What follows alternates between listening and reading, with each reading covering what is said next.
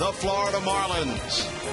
Good afternoon, everybody. We welcome you to Fox Saturday Baseball. Kenny Albert along with Eric Karros. Mets won the series opener over the Marlins last night 4-3. And today the Mets look to continue their winning ways here at home. They've taken 6 in a row, 14 of their last 20. And the Mets, Eric, the first team in all of baseball with 20 home wins. Well, they've just been absolutely dominant at home. And you wonder why. And it's really the starting pitching. You know, the first 2 weeks of this month, horrid, about a 7 ERA. But the last 17 days, they've been dominant, just sporting the 2.3 ERA. And that's what you have to do in this ballpark. It's a huge field. You've got to get the pitching. You run a little bit. You don't worry about hitting the ball out of the ballpark. That's what the Mets have done, and that's why they've been successful. And today, Jonathan East, activated from the disabled list, will make the start for the Mets. Mets placed Oliver Perez on the DL. It will be Nate Robertson for the Marlins. So the Mets looking to make it 7 in a row here in their home ballpark against the Marlins club that swept a 4-game series from New York down south last month. It's the Mets and the Marlins coming up on Fox.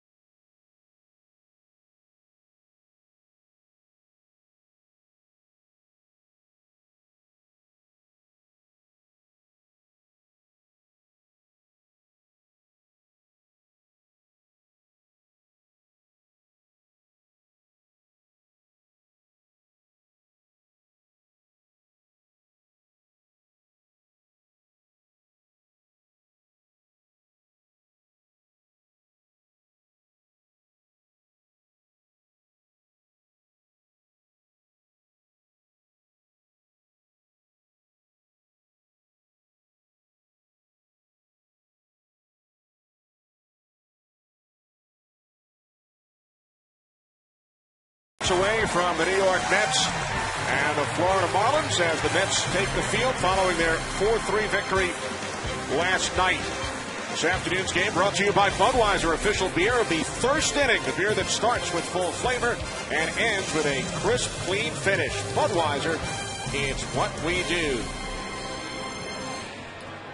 Florida Marlins with a record of 28-28, fourth place in the National League East. Their batting order brought to you by Taco Bell. Think outside the bun. Left fielder Chris Coughlin, 3 hits last night, will lead off, followed by first baseman Gabby Sanchez. Shortstop Hanley Ramirez will hit third. Jorge Cantu in the cleanup spot. Then second baseman Dan Ugler, right fielder Cody Ross.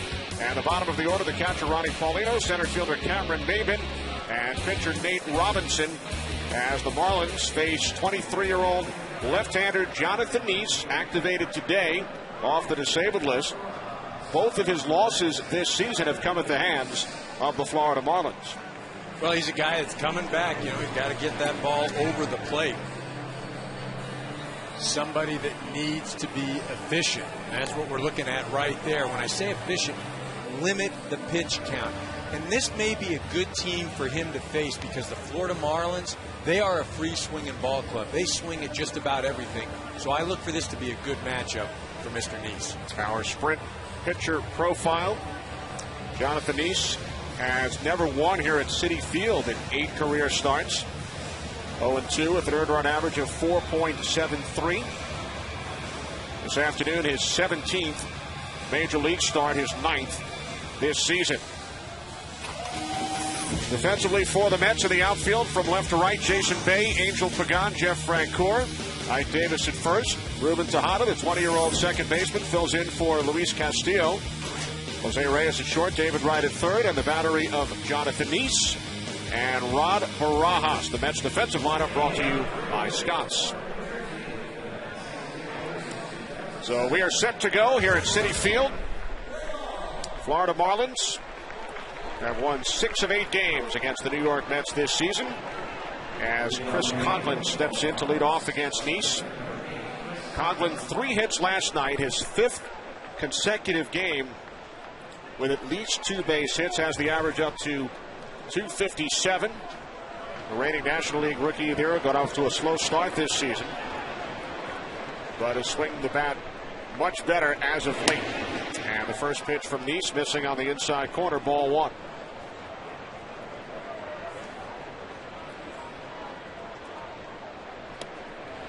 Oh. 1-1. Coghlan, Sanchez, and Hanley Ramirez for the Marlins here in the top of the first inning. 1-1 from Neese on the ground to the second baseman, Tejada. Over to Ike Davis for out number 1. Eric, this afternoon's keys to the game brought to you by Ford.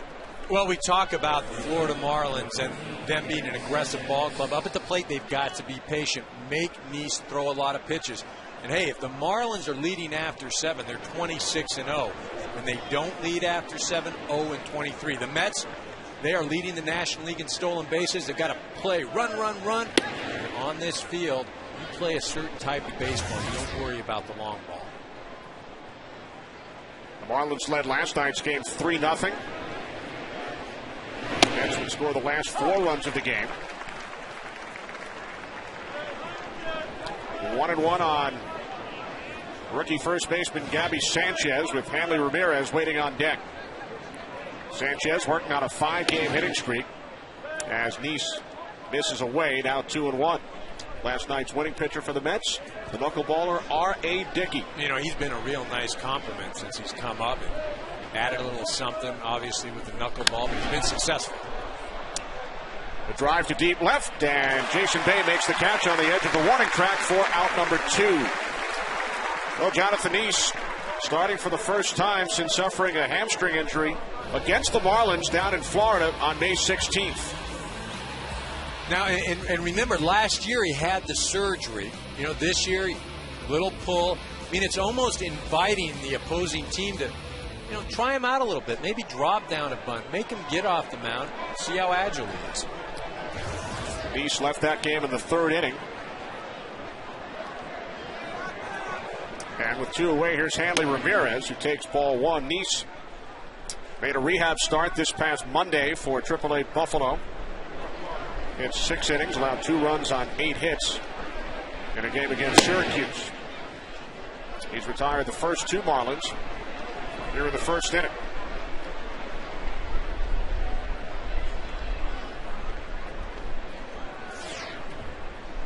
Ramirez batting just .219 against left-handed pitchers.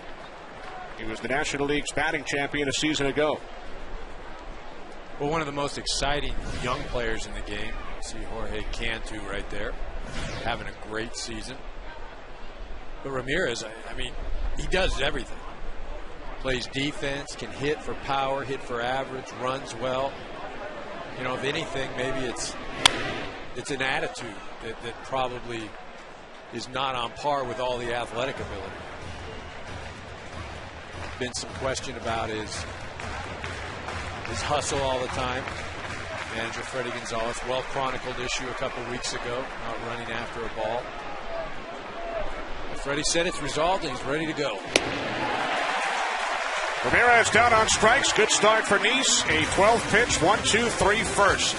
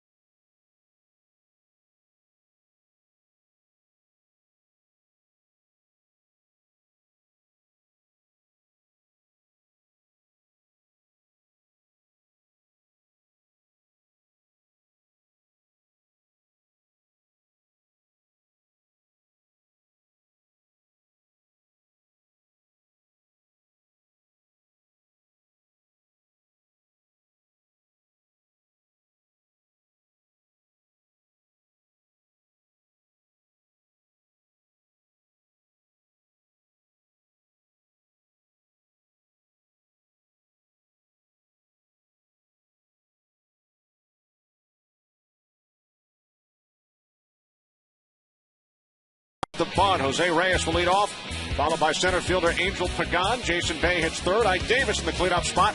Then third baseman David Wright, catcher Ron Barajas, right fielder Jeff Francoeur will hit seventh. Then second baseman Ruben Tejada and pitcher Jonathan Nice as the Mets face a longtime Detroit Tiger, 32-year-old left-hander Nate Robertson has beaten the Mets twice this year. In all other games, he is 2-4. As we check out Robertson's sprint pitcher profile. Well, he has been a Met killer, as you mentioned, Kenny. 2-0 with a 2.53 ERA. Only one walk, 6 strikeouts, so he's around the zone.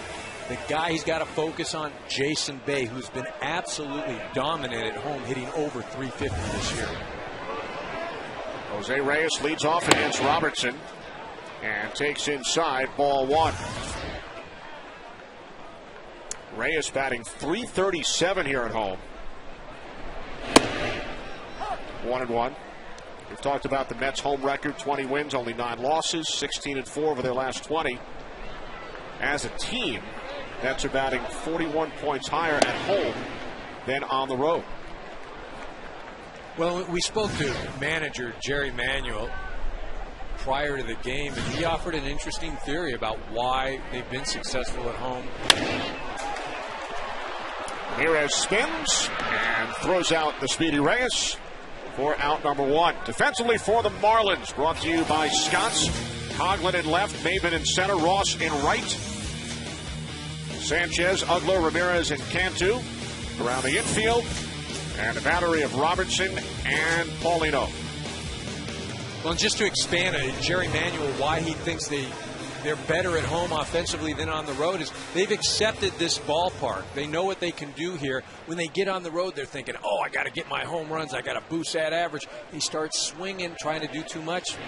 Thus not successful. Gary Manuel also told us he has been very happy with the play of Angel Pagan this season, who's done a terrific job in center field, filling in for Carlos Beltran. Well, he really has done a nice job, and there was some question whether or not he would get that job. The Mets going out and acquiring Gary Matthews Jr., who they just released the other day. But Pagan's been a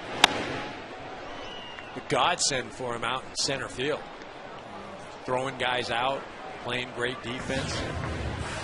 Outfield for the New York Mets, very solid this year. There's the left fielder, Jason Bay, waiting on deck. 1 ball, 2 strike count. Pagan reaches out, sends it into shallow right. And the catch is made by the right fielder, Cody Ross, for out number 2.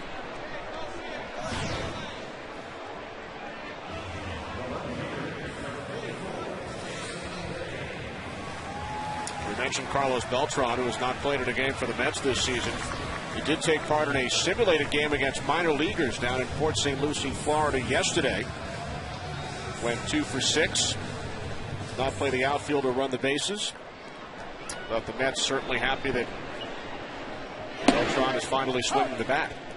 Well, and I think the way you approach Beltran is whatever he brings you is gravy. You can't count on, the old Carlos Beltran coming in to rescue the Mets this year. You don't know what to expect, so don't expect anything. Concentrate on these guys. When he's ready to come up, put him in, see what he does, but don't say, oh, all our hopes rely on Beltran. 1-2 now on Day, who had 2 hits, drove in a run last night. The rookie first baseman, Ike Davis, waiting in the on-deck circle. 2 outs, bottom of the first inning. The 1-2 from Robertson, and Bay is down on strike. So Robertson matching Nice. A 12-pitch, 1-2-3 first.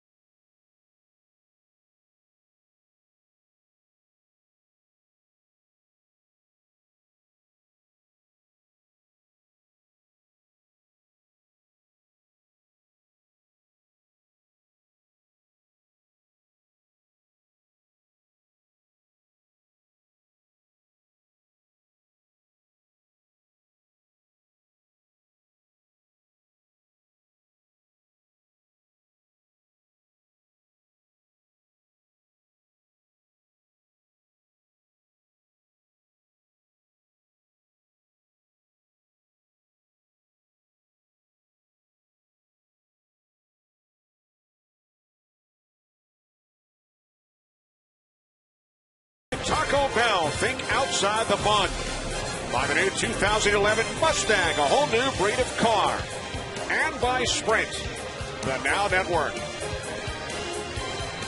Back at Citi Field, Kenny Albert, Eric Karros, and Ken Rosenthal with us today as well. Marlins retired in order by Jonathan Nice in the first, so Jorge Cantu will lead off against Nice here in the second inning. Cantu having a terrific season. He's tied for the National League lead in runs batted in as he takes strike one from Nice. 42 RBIs for Cantu. He's tied with Troy Gloss for the league lead. Gloss had a tremendous month of May for the first place Atlanta Braves. Well, he absolutely did. I mean, I remember seeing him in the game against the Phillies. He just had horrid at-bats. And comes up his 5th at-bat and fights off a ball, gets a base hit, and then boom, took off right from there. And that's the beauty of this division. When we saw the Braves earlier, they looked like they had no chance. The Phillies are running away with it. But, really, all the teams in this division have a shot. Cantu flies out to Pagan in center, one away. Well, do you want to see your name on air? Play MLB on Fox. Tune in to win now on foxsports.com/tunein. Make your predictions during today's game. Hurry up. Your predictions must be submitted by the end of this second inning. Stick around to increase your chances of winning with the 7th inning bonus question. I know Eric can't wait. Winners will be announced on air during the 9th inning. Today, log on to foxsports.com/tunein to play now. With one away, here's Dan Uggla, and he takes a called strike, 0-1. Well, I can tell you what I'm going to predict right now, that I'm going to put down about 3 shakes up here and some burgers from the Shake Shack, because I'll tell you what, good stuff. Thank you guys for sending it up to the booth. On your first trip to Citi Field, Dan Uggla with the first base hit of this game makes a wide turn and then heads back to first.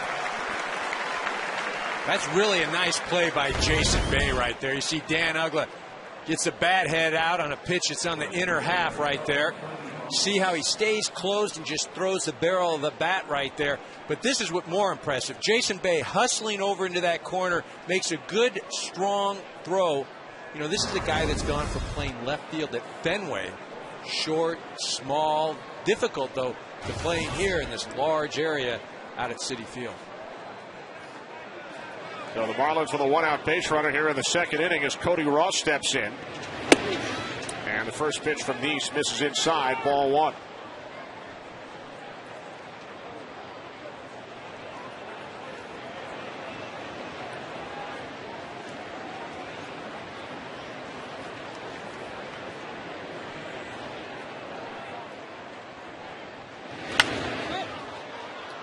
Ross pops it up into the stands back behind home plate. So the count now 1-1. In case you joined us late, we mentioned in our open, the Mets today placed Oliver Perez on the 15-day disabled list with patella tendonitis of his right knee. And the Perez saga has taken on a life of its own here in New York, Eric, over the last couple of weeks. On the ground to the left side. Gets past Reyes into left field. So the Marlins with back-to-back singles. And they now have runners on first and second with 1 out. You see Reyes ranging to his right, just out of the extended glove hand. Bounces into left. You mentioned about Perez and him going on the disabled list. That allowed them to make the move. Jonathan Nice coming up and starting today, but get into that a little later, but it absolutely has been a story here in New York.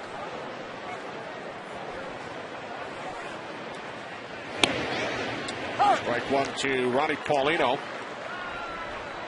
With runners on first and second, 1 out.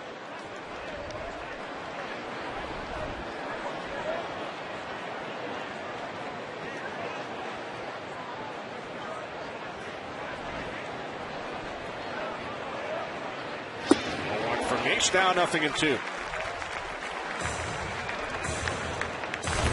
Takes a lot off this pitch. This is a curveball right here. And that's all that Nice is throwing. You know, he's a fastball, curveball type of guy. He strikes out Paulino on 3 pitches. Second strikeout for Jonathan Nice. And after going with the breaking ball down in the zone, he goes up in the zone to change the eye level of the hitter with a fastball. Just out of reach of Paulino. Even if he gets to that, probably pops it up. And that's what we talked about earlier, expanding this Marlin team's hitting zone, because they are an aggressive team. With 2 away, here's Cameron Maben. And he takes a called strike, 0-1.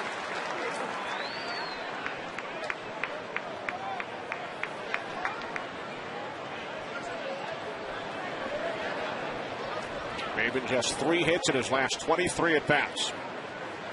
2 on, 2 out. On the ground to the third baseman right. Gets the force at second. Marlins ran 2, which will give Eric a chance to take a couple more sips of the shake and take a bite into his burger. There it is, the Shake Shack at Citi Field.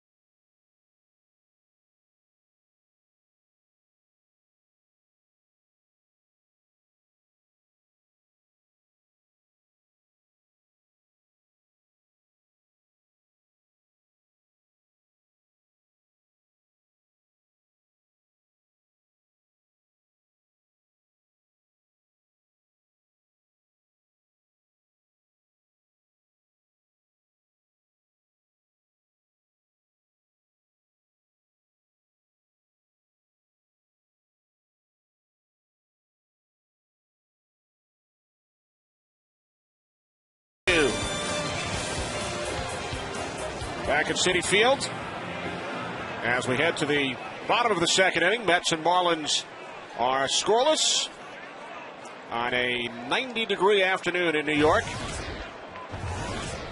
Mike Davis was sizzling when he was first recalled from the minor leagues.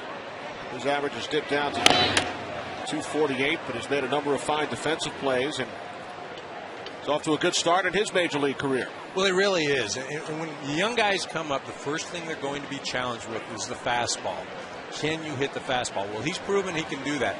Now word's getting around, they're changing up with him, off speed, struggled a bit, 0 for his last 9. Now he has to make the adjustment.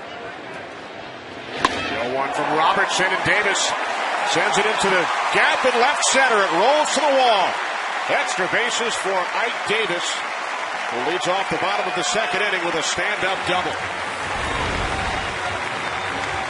This is a fastball down in the zone, arguably probably a ball, but Ike Davis going right with that pitch. Middle of the plate, staying inside of it, keeping his head down. Just drives that thing into the left center field gap, leads off with a double. 10th two-base hit of the season for Ike Davis, playing in his 43rd game with the Mets.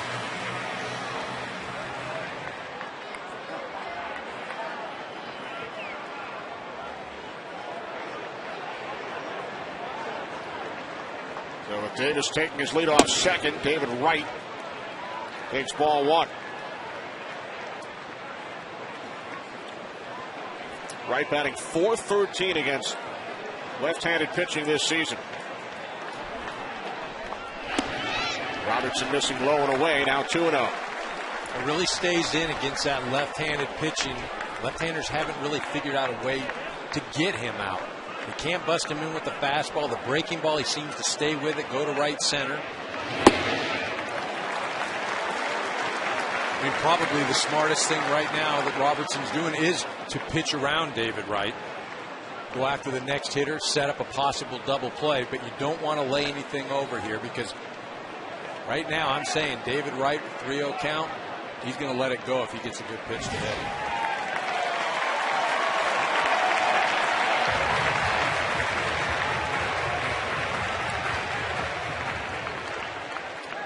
There's the next hitter, Rod Barajas. Mets home run leader. A 4-pitch walk. So Wright heads down to first, and we head down to field level and check in with Ken Rosenthal. Ken? Kenny, it's awfully warm down here, but trust me, the players will be fine if it gets too hot. There is actually air conditioning underneath the benches in the back of both dugouts. And Hanley Ramirez actually approached the Marlins team president, David Sampson, before the game and said, hey, can we get this at our new park? And Sampson reminded Hanley, Al, we're going to have a retractable roof. That park's set to open in 2012. Very impressive that Ken is going with the jacket and tie. We saw Chris Rose on the pregame show down in Texas wearing the Fox Golf shirt. Kenny's a gamer. It doesn't matter what the weather's like. He's going to show up, coat and tie. I heard a rumor he's doing coat and tie all year long, right, Kenny? It's a rumor, Eric. We have good sources, Ken. Better than I. 2 on, nobody out. Rod Barajas, as Eric mentioned, leads the Mets with 11 home runs. Last season, Daniel Murphy led the Mets in the home run department with 12 over the course of the entire season. Well, the Mets don't have that real true slugger. I mean, Jason Bay can hit some home runs, but the fact that they don't have the true slugger and they play in this ballpark as big as it is, it doesn't make any sense to go up there and try and hit the ball out of the park. I mean, if it goes out, great, but you got to think gap to gap, line drives. Extra bases is doubles here. Barajas looking to become the 5th catcher to lead the Mets in home runs, and he sends this one to deep left center, but it will stay in the ballpark as the catch is made by Maben. Davis moves over to third. So Barajas flies out. Mets now have runners on the corners with 1 away. Well, he just gets that off the end of the bat. Cameron Maben doing a nice job of getting the ball into second. Now you look at the Mets runners, both of them, when they realize that Maben's got a beat on it, they go back to tag up, which is a smart move. David Wright runs, acts like he's going to go to second base to at least draw the throw to second, so there's absolutely no chance to have a play at third with Ike Davis. Good base running and actually a good play by the outfield. Here's Jeff Francoeur. Takes a called strike on the outside corner. 0-1. Francoeur, an 8-game hitting streak. 14 for his last 28.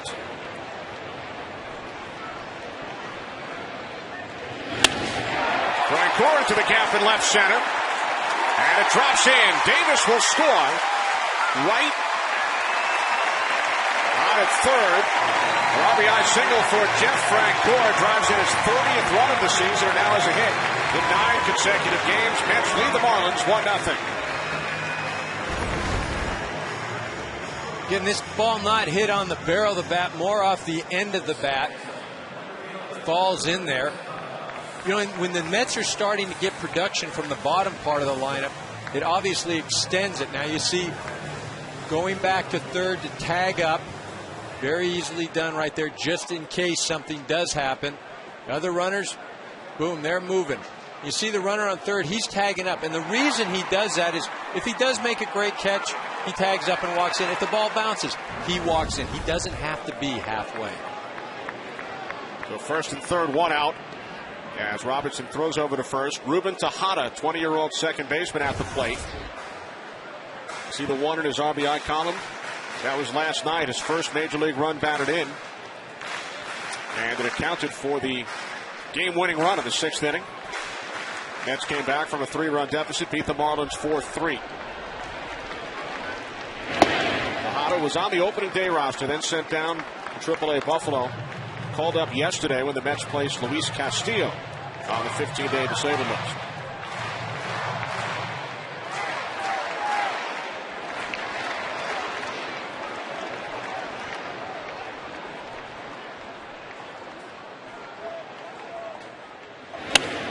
Tejada tries this one to deep left field.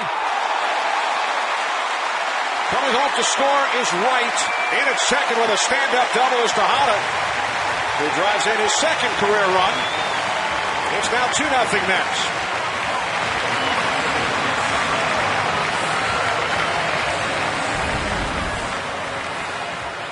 This pitch running in on Tejada. Tejada keeps that front shoulder closed, pulls his hands in close to the body. When your hands are closer to your body as a hitter, that's where you are strongest. Your hands are away, you're definitely not as strong. He drives the ball off the left field wall. What a nice start for the young man in the last 2 games. Mets with 2 runs on 3 base hits in the inning.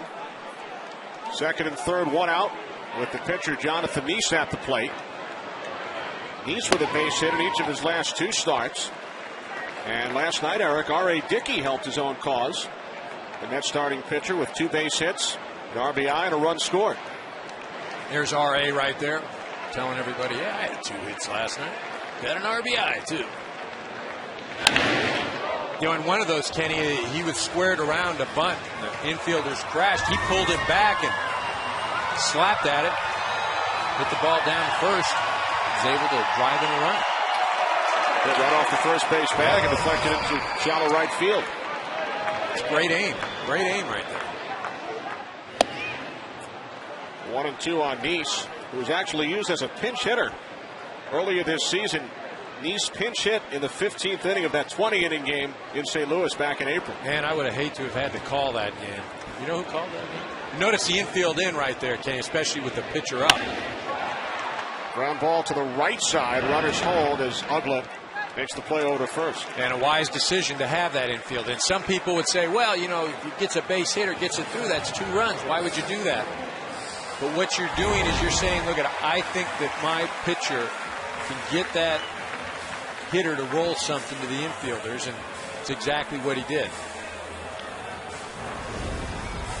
That's good managing right there. So with 2 outs, here's Reyes, grounded out to short his first time up. And the fastball missing inside, ball one. And what it also tells you, Freddie Gonzalez, when he's got the infield in early on, instead of just conceding another run, he doesn't think that 2, 3, 4 runs, that could be enough to win a ball game, especially in this ballpark.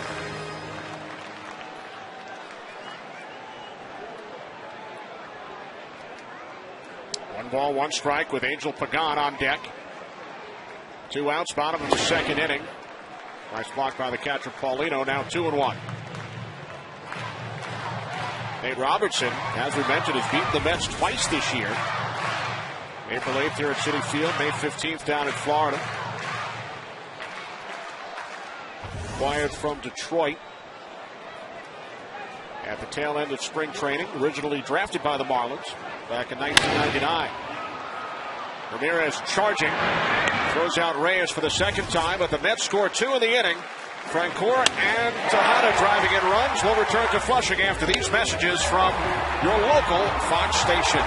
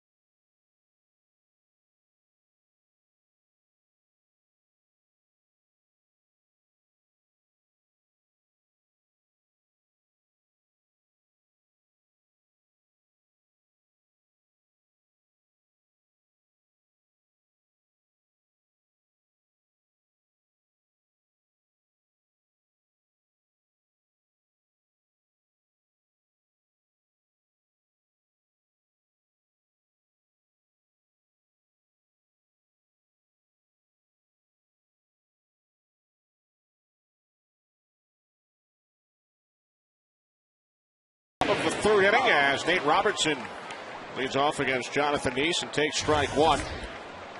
Robertson 2 for 16 this season, a career 3 for 34. Spent the last 7 seasons over in the American League.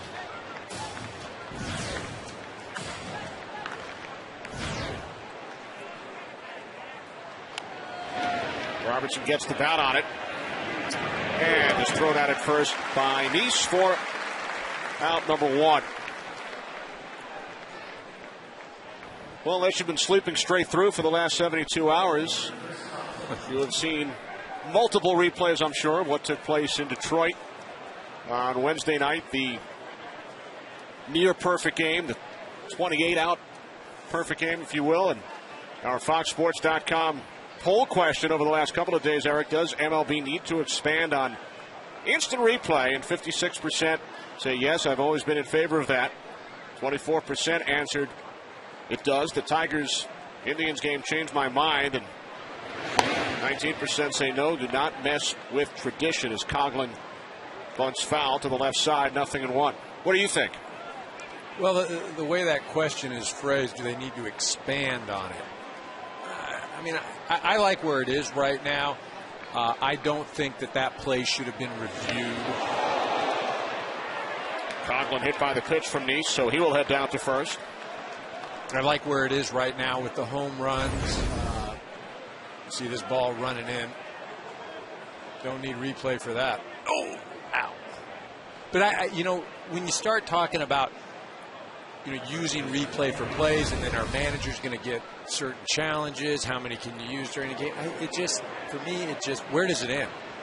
And I think baseball represents Americana, represents life. You know, everything isn't fair. You go out there, it's a long season, it's a grind day by day. It's, you know what? You deal with the hand you're dealt. So I'm all for leave it the way it is. How about you, Ken? Kenny, there are a lot of arguments on both sides, but we've got the technology now. It's the 21st century. The people who would benefit the most, not the players, the coaches, managers, fans, the people who would benefit the most are the umpires. And it's time to give them the help that they deserve so that incidents like what happened in Detroit do not continue happening, especially in pennant races in postseason. Here's Wright to second for one. On to first. Double play. Mets turn the 5-4-3, and we will continue our discussion about the potential of adding some more situations to instant replay in a moment.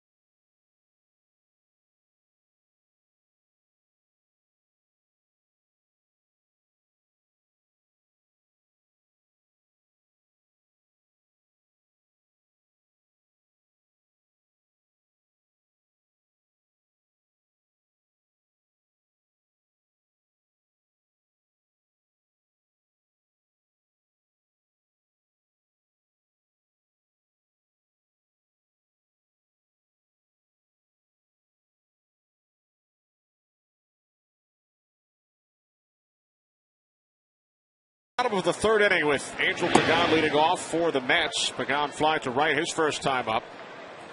Mets scored 2 runs on 3 hits in the second inning. They sent 7 men to the plate against Robertson. And Pagan with a base hit into right center. It will roll to the warning track. Pagan and at second with a stand-up double.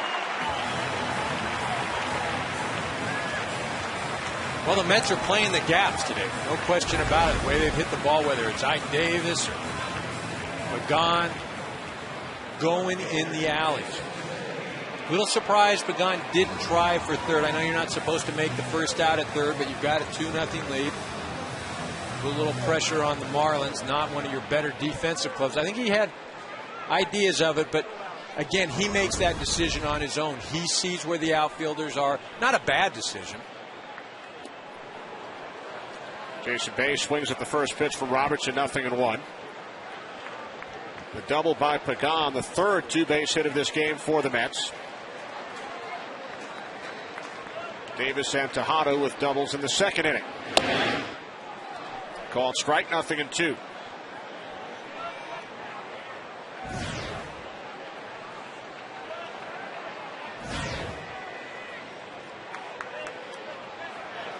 Pagan takes his lead off second. And the 0-2 to Bay. Fastball missing inside. You know, I think you really have to credit Jim Joyce, Armando Galarraga, Jim Leland for the way they handled the situation, their comments following the game. And then the next day, as Bay strikes out for the second time, the decision by Leland to send Galarraga out with the lineup card. Jim Joyce was the home plate umpire the next afternoon in Detroit. Well, you know, I think that, you know, our producer, Pete Macheska, said it best. You know, we would not, if we have replay, we don't have that moment afterwards where Joyce is acknowledging a mistake. There's you know, the handshake at home. And I think all of those things, you know, at the end of the day, sport, you know, you can learn a lot from it. You can teach kids. You can learn a lot about things. And, you know, that's just something, hey, look, I screwed up. I'm apologizing. There's that moment. Galarraga forgives. You don't get that with replay.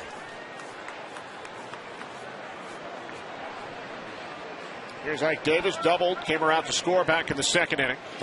I do agree with Bud Selig's decision not to go back and award Galarraga the perfect game, because that would open a whole can of worms. You know, can you go back and look at other situations in the future if there's a similar play in the third inning of what turns out to be a perfect game? Where does it end? Well, and that's the thing you just mentioned. You open up a whole can of worms. And, you know, at the end of the day, Galarraga knows the game he threw, and you know, maybe it doesn't go down in the annals as a perfect game, but the notoriety and the discussion and what goes on in the future, this game will have a lot of references. I mean, people will remember this.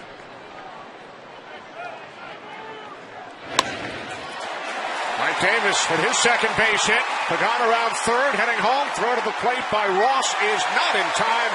The Mets take a 3-0 lead. RBI number 18 on the season for Ike Davis on an 0-2 pitch from Nate Robertson. Well, Ike Davis, as we mentioned, in an 0-for-9 little mini struggle before he gets to today, and the best remedy for him is to see some left-handed pitching. 2 base hits. Drove the ball to left center. This one he pulled through the right side on an 0-2 pitch. See Pagan getting a great jump, hustling all the way, not looking at anything except where he's going, home plate. Fastball missing high. Ball 1 to David Wright, who walked and scored in the second. I think Jerry right there talking to Pagan about possibly going to third on that base hit. You know, again, at the end of the day, it's not the base coach's wishes or desires. As a runner out there, if you have the play in front of you, you make the decision. Pagan had that play in front of him. He saw it the entire way. He made the decision. Base coaches are out there to help, to aid, but at the end of the day, the responsibility lies on the player. There's Chip Hale, the Mets' third base coach.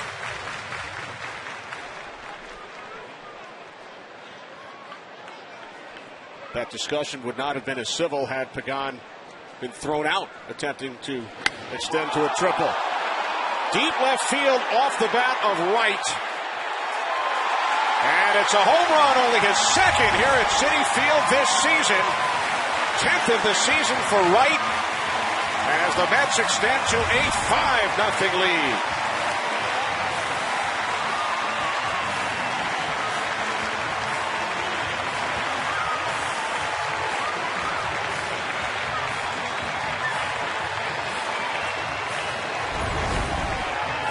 Left-handed pitcher out on the mound. David Wright up at the plate, hitting over a 400 clip. A fastball not enough on it to get inside on David Wright. He absolutely crushes this pitch, makes Citi Field look small. And as you mentioned, only his second home run here this season. He went 97 at-bats without a home run at home.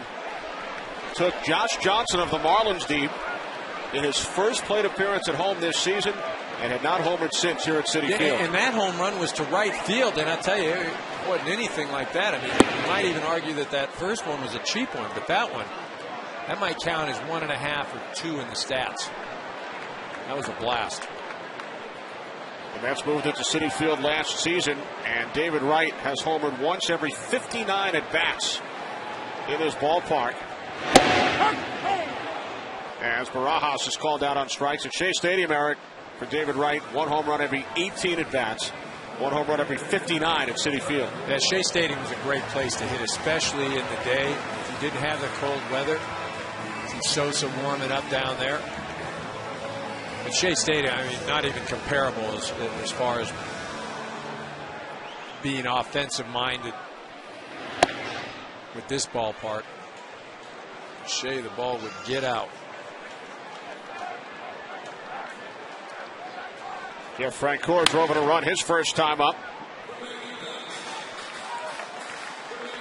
The Mets have now scored 9 consecutive runs in this series after falling behind 3-0 in last night's game. Well, I like the way the Mets have scored their runs today. You know, obviously that home run right there by David Wright.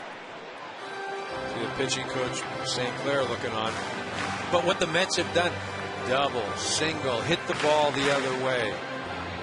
And when you do that sort of thing, it doesn't matter what type of ballpark you're playing in. But if you're relying on home runs and you're playing in a ballpark like this, you'll be challenged offensively. Mets have now hit 21 home runs here at Citi Field in 30 games.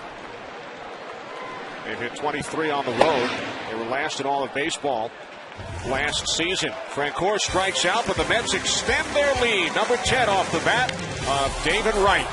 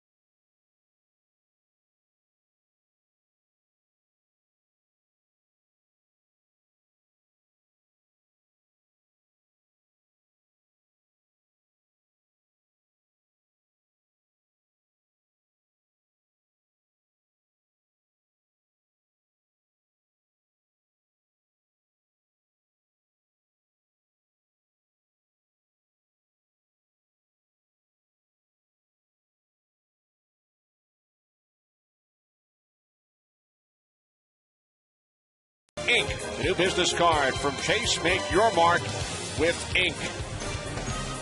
5-0 lead for the New York Mets, with Jonathan Neese on the mound for the first time since the middle of May. Facing Hanley Ramirez, leading off for the Marlins here in the 4th. Ramirez struck out in the first inning, 0 for 3 lifetime against Nice.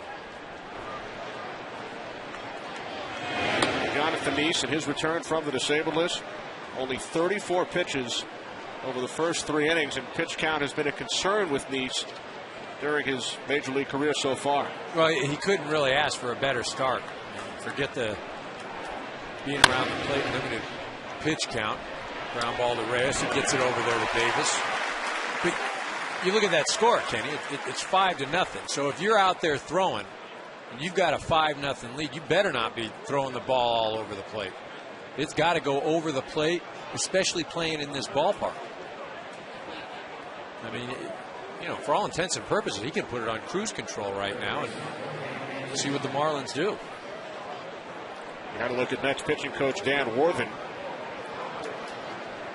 He's averaging over 18 pitches per inning this season, but very efficient so far today as Jorge Cantu takes a called strike, 0-1.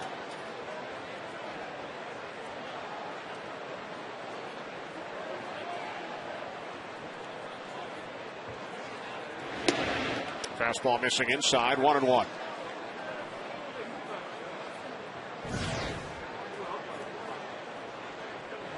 Mets scored 2 in the second, 3 more in the third. 1-2 on Cantu. Our Mercedes-Benz trivia question. Roy Halladay is one of 5 pitchers to throw a perfect game and win a Cy Young Award. Who are the other 4? It was a week ago today when Halladay pitched his perfect game against these Florida Marlins, as Cantu flies out to Francoeur in right. Does it seem like only a week? So much has happened in the baseball world since then. No, it seems like it was almost like last year. You know, as you said, we almost had another perfect game. We've had the retirement, a future Hall of Famer. We've had the Atlanta Braves overtaking the Philly. I mean, just so much has changed and happened in the last week. That's the beauty of the game. We've still got a couple months to go. The retirement announcement by Ken Griffey Jr. on Wednesday completely overshadowed by the Jim Joyce blown call of the Armando Galarraga near perfect game in Detroit the same evening. Griffey retired with 630 home runs, 5th on the all-time list. A 13-time All-Star. First overall pick back in 1987 by the Mariners. You know, there are a handful of guys that when you're playing in the big leagues that even though you're playing at that level, you're still a fan of the game and you still enjoy watching certain guys play and you marvel at what they can do. And it brings out the little kid in you as a fan.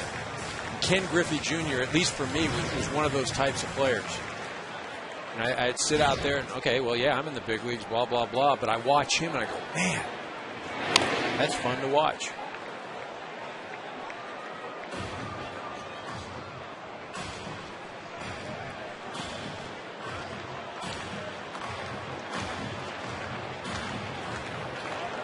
There's Cody Ross in the on-deck circle. In high school, he named his bulldog Griffey, and he later became a teammate of Ken Griffey Jr. in Cincinnati.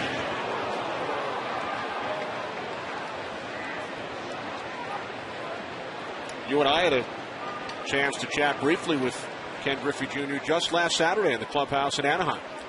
Yeah, kind of funny because we were talking and, you know, I said, hey, we got to run up there and get our work going. And a couple days later, he's done.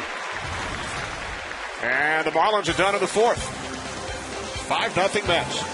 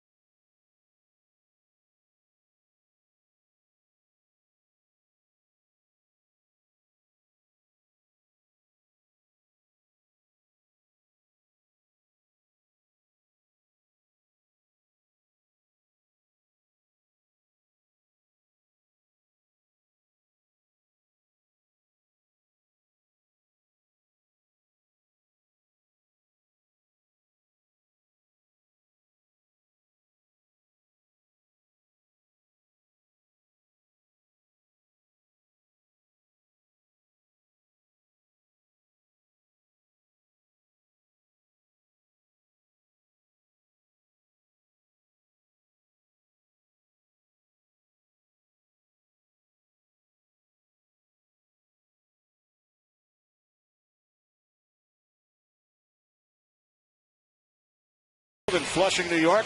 Kenny Albert, Eric Karros, and Ken Rosenthal. Mets lead the Marlins 5-0 as Ruben Tejada leads off here in the bottom of the fourth inning against Nate Robertson. Mets scored 2 in the second, 3 more in the third. Tejada doubled in a run in the second. And we are pleased to welcome in live from the Marlins dugout the terrific right-hander Josh Johnson. 6 wins this season, 5th in the National League in earned run average. Josh, thanks for taking a couple of minutes with us. Thanks for having me. Here's the 1-1 from Robertson. Swing and a miss now, 1-2. Now, Josh, I have to ask you, what does it feel like to not allow an earned run yet come out on the wrong end of a perfect game as you did last Saturday against Roy Halladay? It was tough. That's just how the game goes sometimes. But you don't want to sit there and root for other guys. But the way he goes about his business and does what he does, it's very impressive. Josh, the stretch that you're in right now, only 1 earned run in the last couple of starts. I mean, why is that? Is the game moving slower for you? Are you in some sort of zone? I mean, I think I've just been able to find my rhythm. Early on in the season, my first 3 starts or so, it was tough to find my rhythm and find my tempo. And then, if we changed a few things in my delivery, and things just started clicking. And then, I've been throwing my changeup a lot more, which has definitely helped keep pitch counts down. And my slider's been good. I've been locating my fastball. So that's just it's kind of the name of the game. Is a rhythm thing something you find in the bullpen, or You hope to find it in the bullpen, but sometimes it takes to the third inning. You got to battle through a couple innings, and then all of a sudden it just starts clicking, and then you start kind of moving forward from there. So on good days it'll start clicking in the bullpen. I threw a game against the Padres earlier this year, and it was clicking when I was playing catch in the outfield. I could just feel it. I could feel my tempo. Everything was going well. Here's Jonathan Neese after Tejada lined out to the third baseman Cantu. Neese grounded out to the second baseman Ugla, his first time up. Josh, Marlins right in the thick of the race. Only 4.5 out of the National League East. Braves finally lost last night after winning 9 in a row. Your thoughts on this division? It's tough. It's tough from top to bottom. You can tell. I think maybe the Nationals are only a game behind us. So it's from top to bottom. It's a tough division. Josh, why do you guys win this division? What do you need to do to win this division? Our starting pitching needs to keep getting deep into games. We've been doing a good job so far this year. We just need to keep doing it. That's the name of the game. It keeps the bullpen fresh and healthy, and for later on in the season, that's when we need those guys big time. Neese called out on strikes, 5th strikeout for Robertson. So Wednesday night, I'm sure you saw the replays on numerous occasions. The game in Detroit.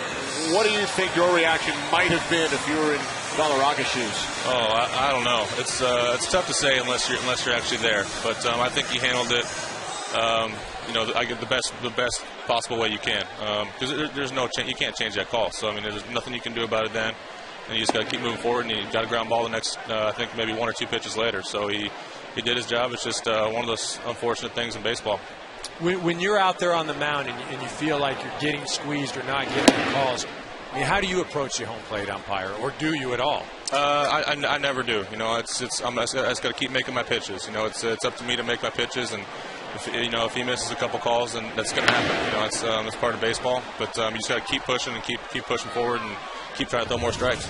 Mets go down 1-2-3. Josh Johnson, we appreciate you joining us. Thanks for having me, guys. Good luck against Halladay again on Wednesday. 5-0 Mets, end of 4.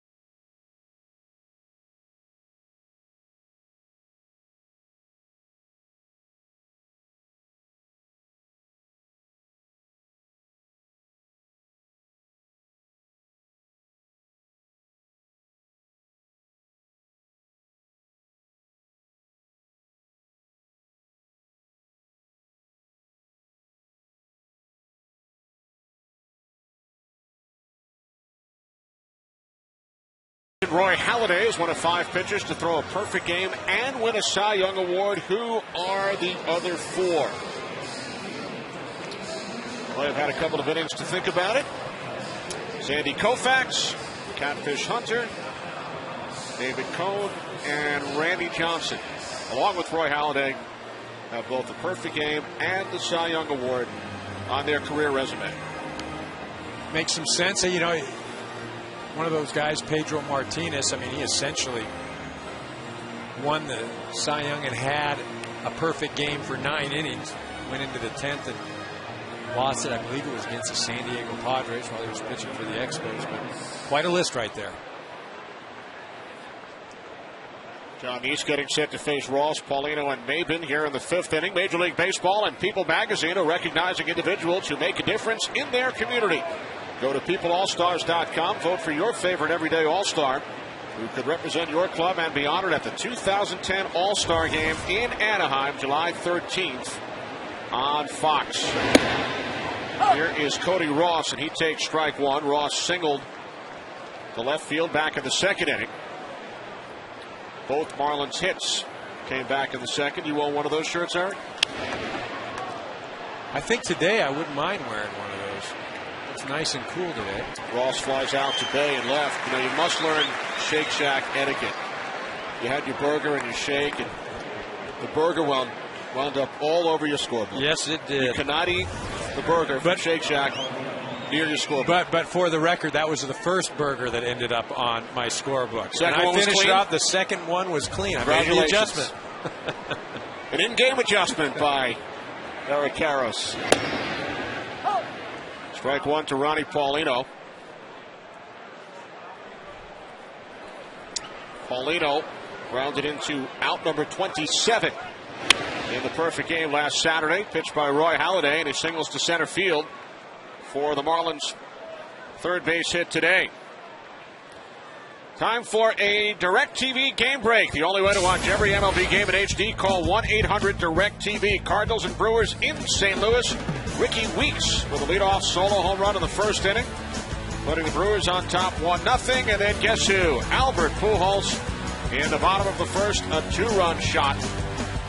Cardinals now lead the Brewers 4-1. In the bottom of the 4th, the only way to watch every MLB game in HD, call 1-800-DirecTV. Ball 1 to Cameron Maben with Paulino on at first. I mentioned Paulino, the 27th and final out in the Halladay perfect game.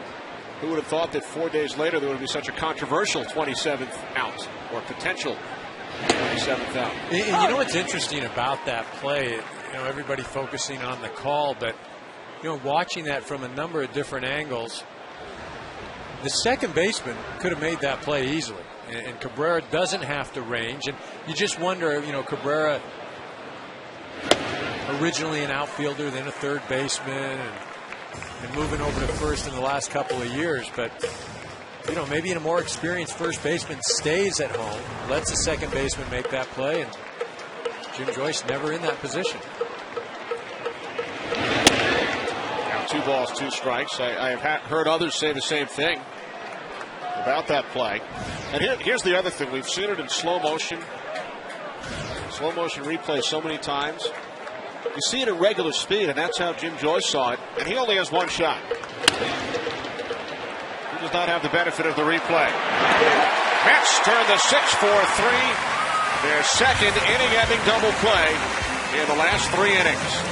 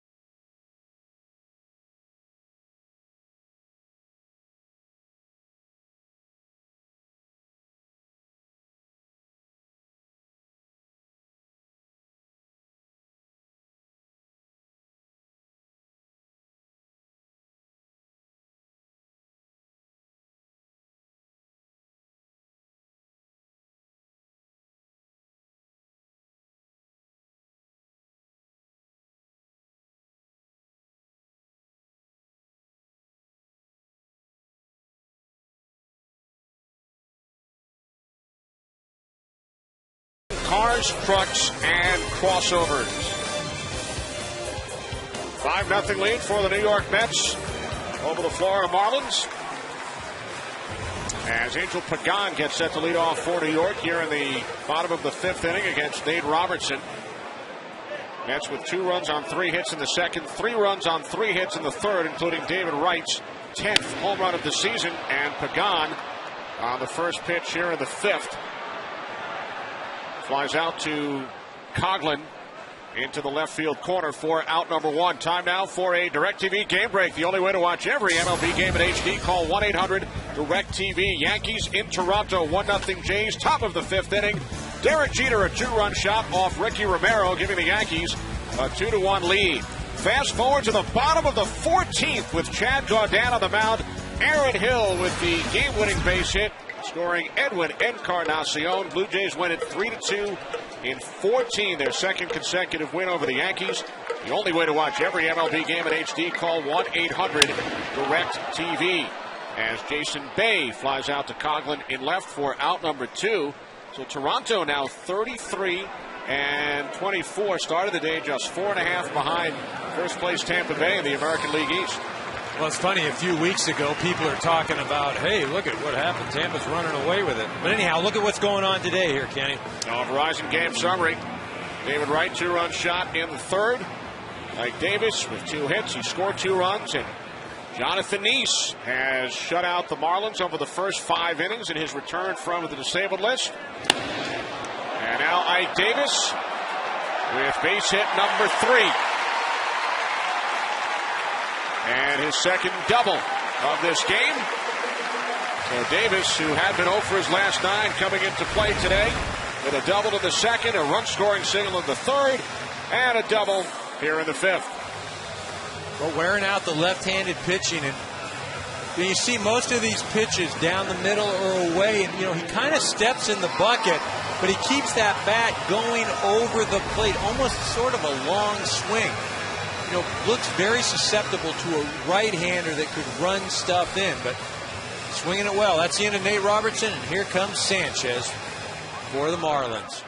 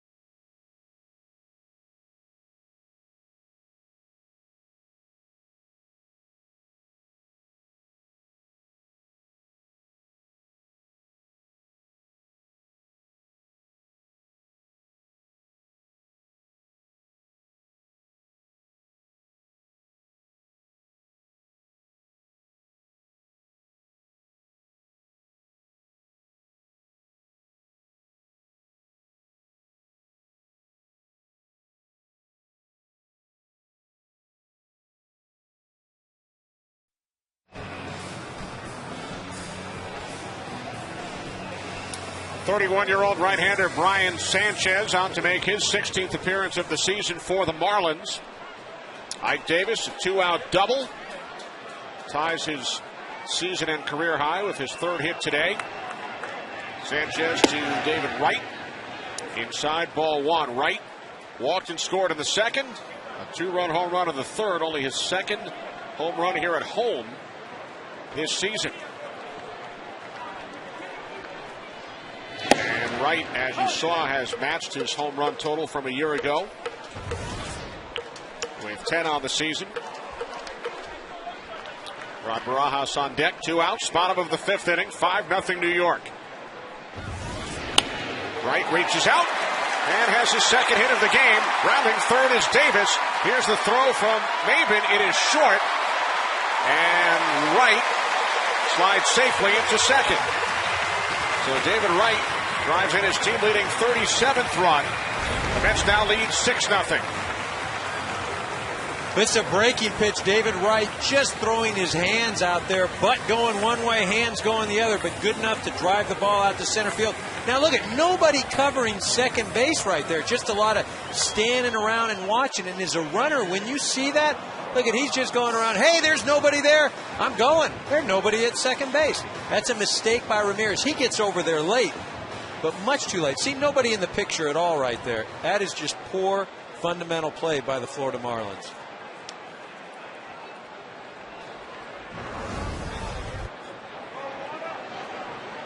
Wright with 3 runs batted in today.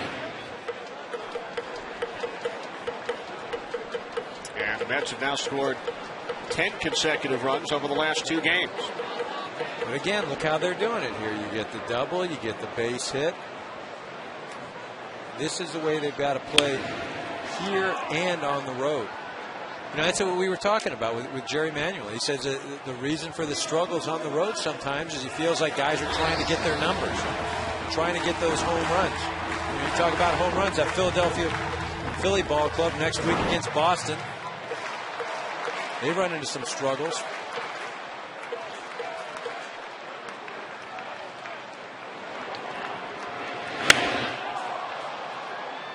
Barajas, center, right center. And the catch is made by Ross to end the inning, but the Mets add another run through 5. They now lead the Marlins 6-0.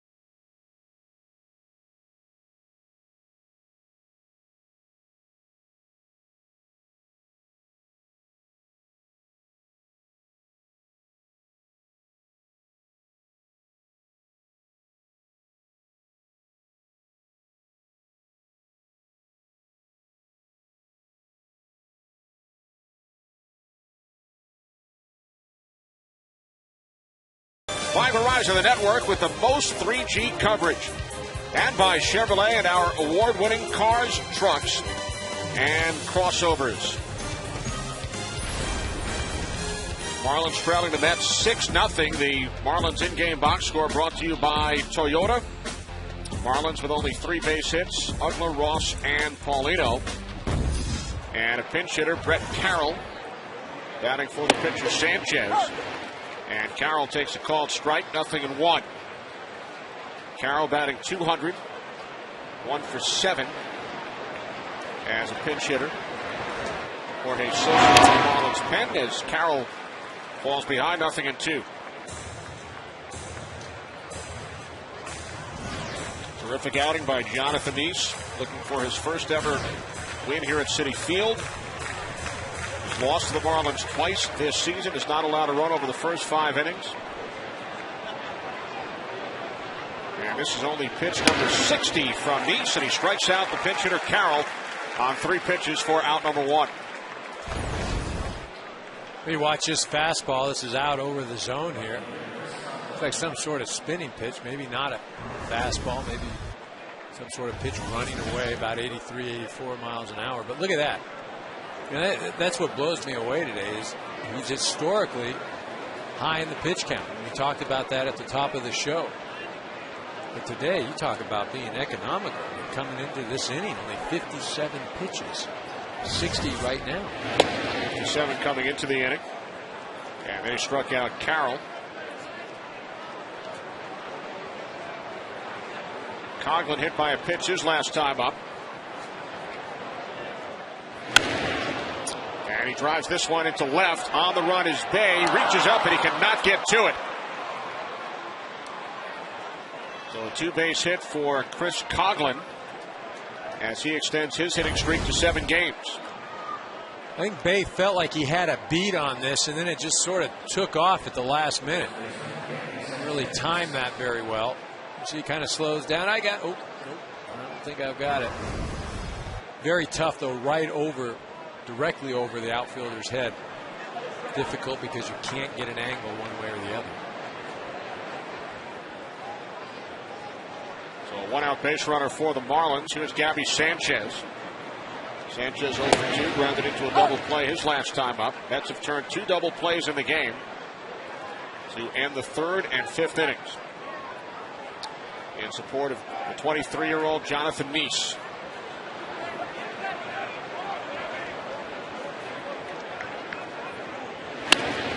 Bounce foul, back behind 3rd.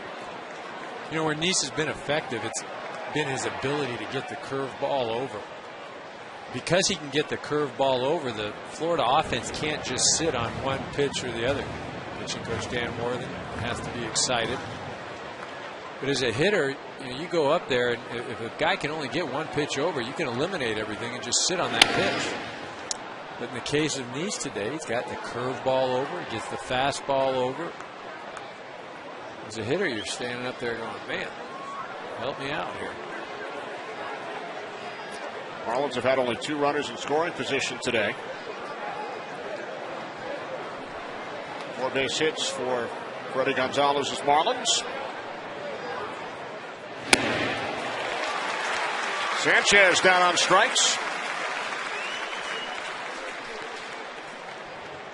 Marty Aronoff, our crack statistician, as always up here, just let me know that Nice has not gone to a 3-ball count all day long. Working ahead. And then what he does is he just did with Sanchez there, working ahead 0-2, and then expands the zone. Throws a ball out of the zone. Sanchez excited, goes after it. Next trip is walking back to the dugout. 2 away. Hanley Ramirez takes ball 1. See right there, he's got the fastball grip. Just runs it up in the zone. He did that earlier to Ronnie Paulino. The hitter just not going to catch up with that high fastball. On the ground to the shortstop, Reyes. 6 shutout innings for Jonathan Nice.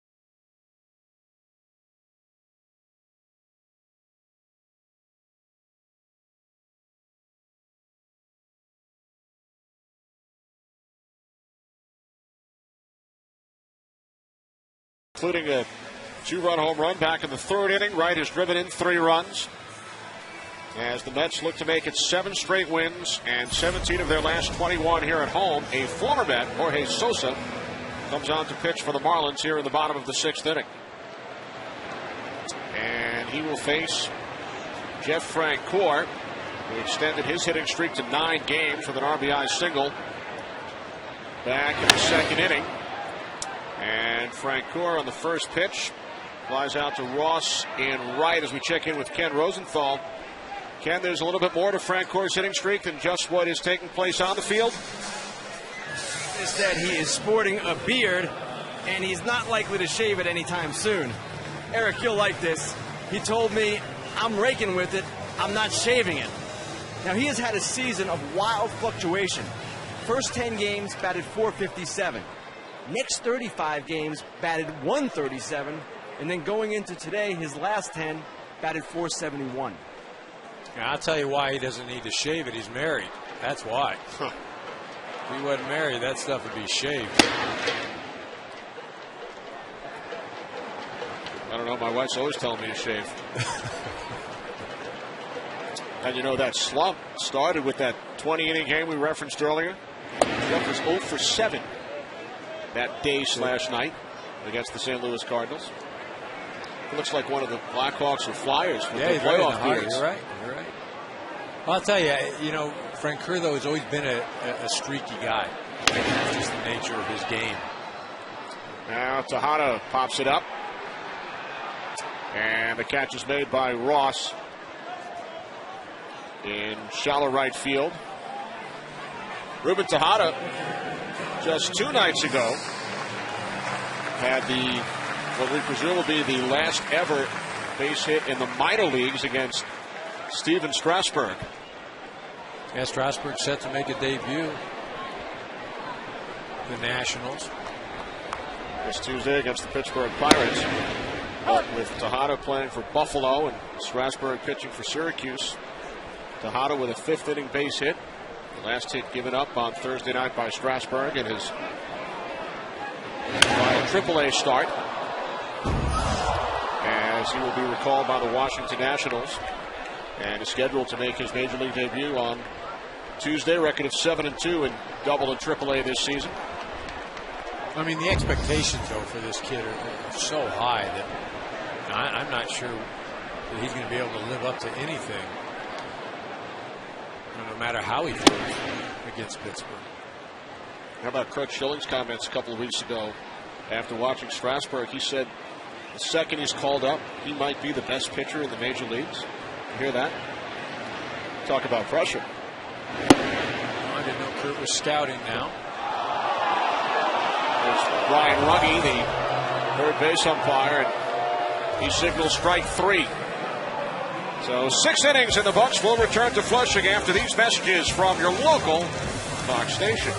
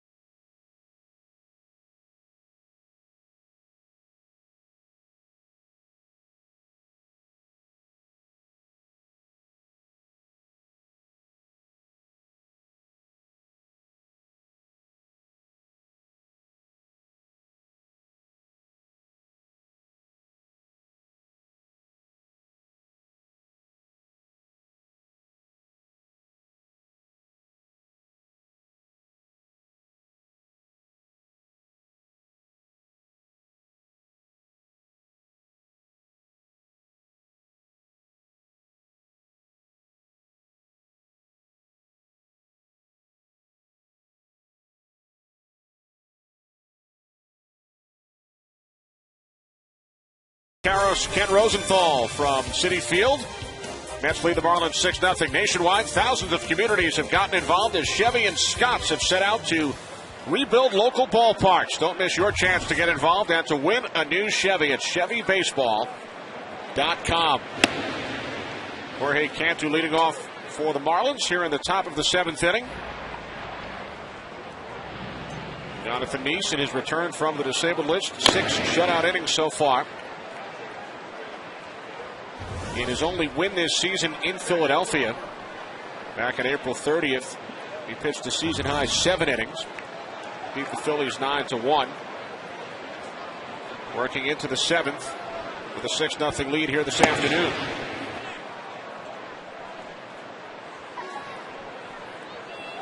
Neese's longest career outing, 8 innings, back in September of 2008 against the Atlanta Braves. And we've talked about his pitch count, only 68 over the first 6 innings. Well, I also think that this Met offense has aided him just in his ability to be comfortable out there and work ahead.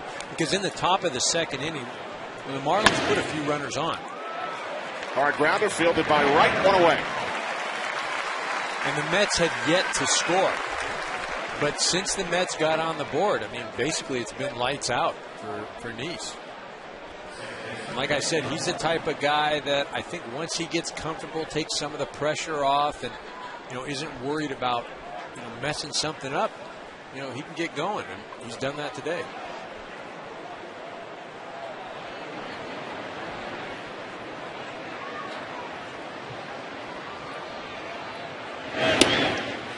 And Uggla takes ball 1. Uggla singled in the 2nd, struck out on the 4th.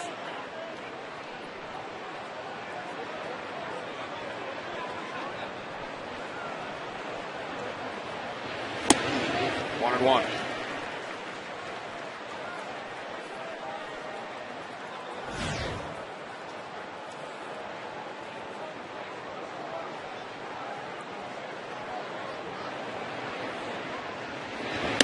Speed pitch in for strike 2. In case you joined us late, Mets placed Oliver Perez on the 15-day disabled list prior to today's game with patella tendonitis of his right knee. Neese off the DL. And a base hit down the left field line for Dan Uggla into the left field corner. So Uggla with a 1-out double.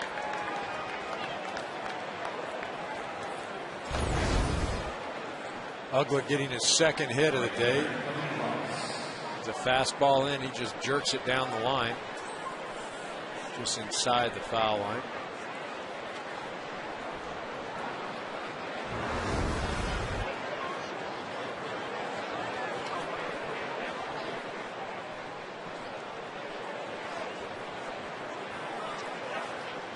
One-out base runner for the Marlins as Cody Ross steps in.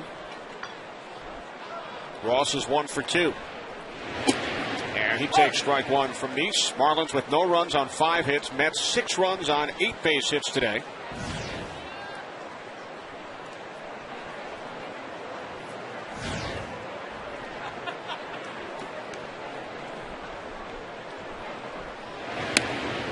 Neese missing high and away, 1-1.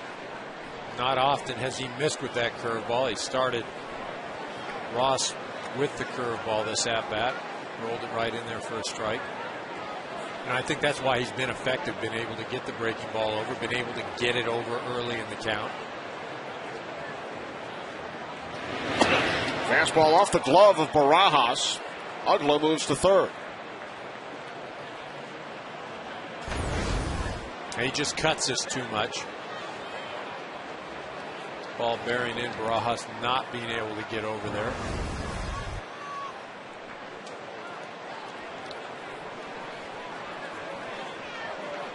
Jay Buente up in the Marlins pen.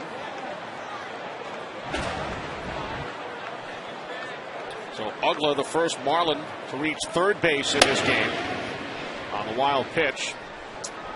And now a 3-ball count, 3-1 to Ross.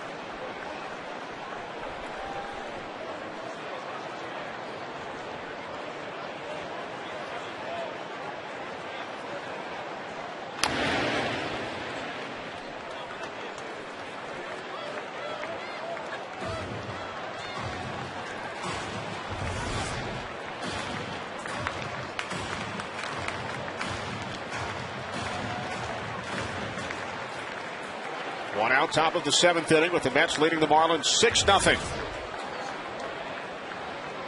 Ugly, the runner on third. Payoff pitch to Ross. He's just missing away. So the Marlins now have runners on the corners. Well, Fox Saturday Baseball returns to prime time on Saturday, June 26th, 3 weeks from today. Yankees will take on the Dodgers. Red Sox visit the Giants. And the White Sox host the Cubs. Coverage begins at 7 Eastern, 4 Pacific on Fox. Check local listings for the game in your area. Yankees and your former club, Eric. First met in the 1941 World Series. Last met during interleague play in 2004. And you had your first opportunity to check out the Jackie Robinson Rotunda here at Citi Field, honoring the former Brooklyn Dodger prior to the game today. UCLA alum, too. Yes. Jackie Robinson. And I'll tell you, quite a setup as you walk in here at Citi Field. See Feliciano over there. So here's Ronnie Paulino. His runners on the corners, and he takes a called strike, 0-1. And there it is, the breaking ball over for a strike. You know, almost if you're a Marlin hitter, you just got to go up there and kind of guess, hey, first pitch is going to be a breaking ball. And now Paulino rips the fastball into center field for a base hit, scoring Ugla from third. So the Marlins are on the scoreboard. RBI number 23 for Paulino.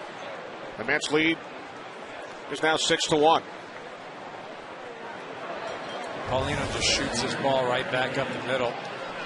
See Neese having a very efficient day. The 85 pitches, and really that walk to Cody Ross was borderline.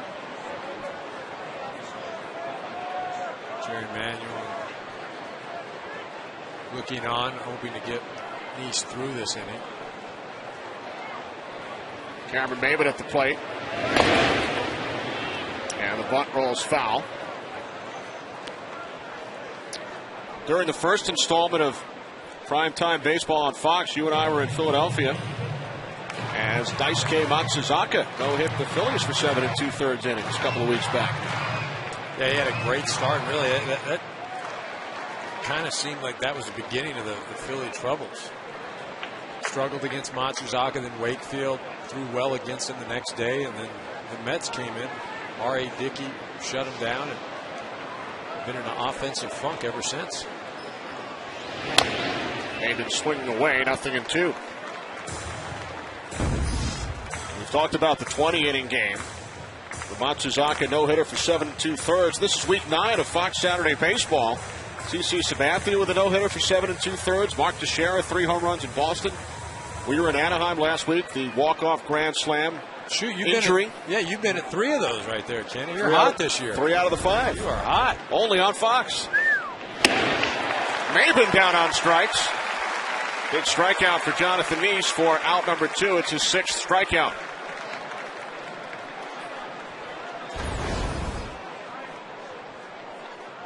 See right there, arm extended, and this is what we've seen a lot today, that high fastball. The Marlin hitters have been enticed to go after it. Haven't seen anybody catch up to one yet. So with 2 outs and 2 on, here is Wes Helms, who will pinch hit for the pitcher Sosa. Helms 3 for 19 as a pinch hitter this season, batting .281. Ross on second, Paulino on at first.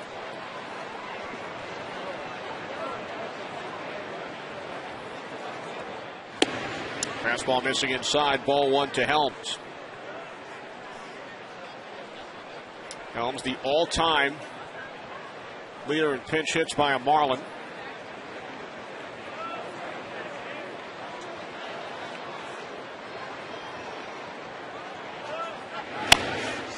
Right back to Jonathan Neese, who has allowed only 1 run through 7 in his return from the disabled list.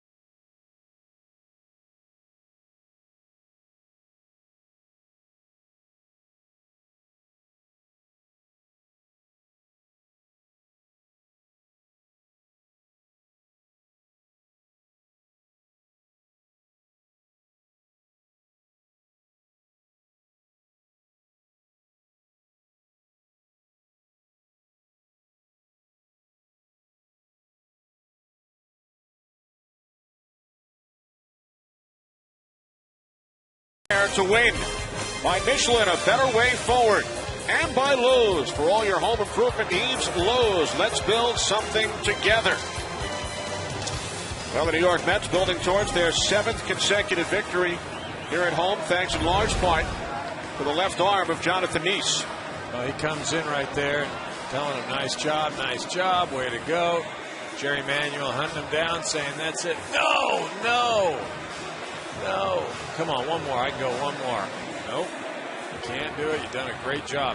Which, I understand. You want him to go out feeling good about his start, something to build on for his next one. But he's probably thinking, heck, I've thrown over 100 pitches a few times. I got one more in me. Jay Puente, the 4th Marlins pitcher in this game, facing the top of the Mets order. Reyes, then Pagan, and Bay. Another foul, 0-2.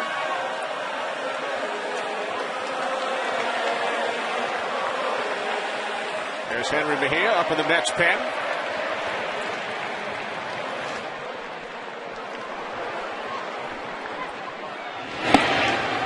Reyes went around, one away.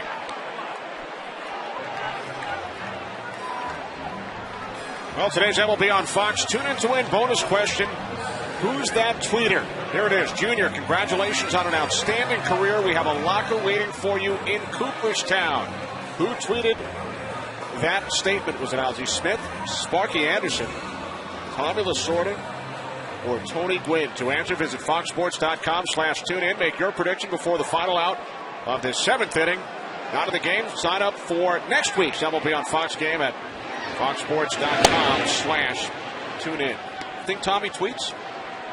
I'm going to say that was probably Tony Gwynn. No, I'm going to say Tommy may get credit for tweeting, but he ain't tweeting. I can tell you that right now. Think somebody's tweeting for Tommy? That's what I'm talking about.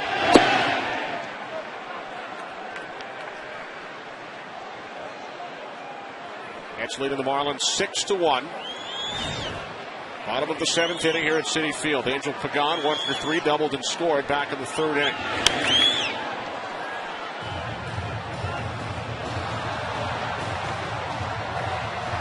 While we have a moment, we send our condolences to the Wooden family. I know Chris Rose touched on it during the pregame show. The passing yesterday at the age of 99 of legendary head coach John Wooden.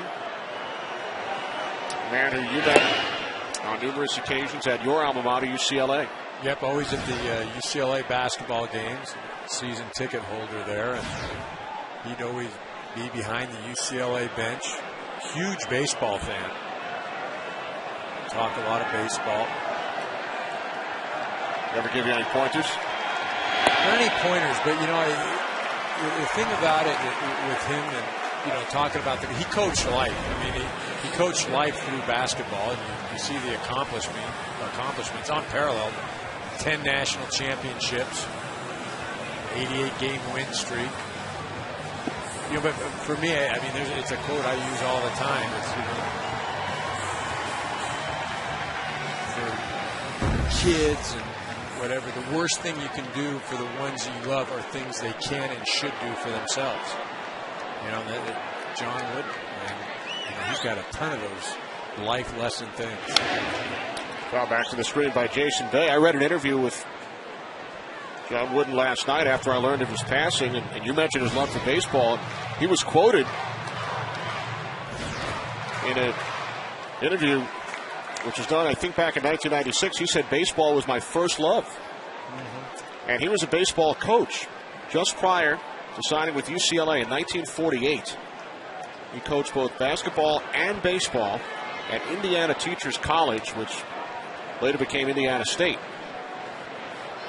He was the baseball coach there as well.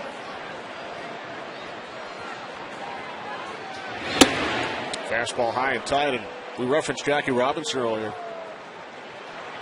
Only 7 years elapsed between the time Jackie Robinson left UCLA in 1941 and John Wooden took over as head coach of the basketball team in 1948. And quite a transition there.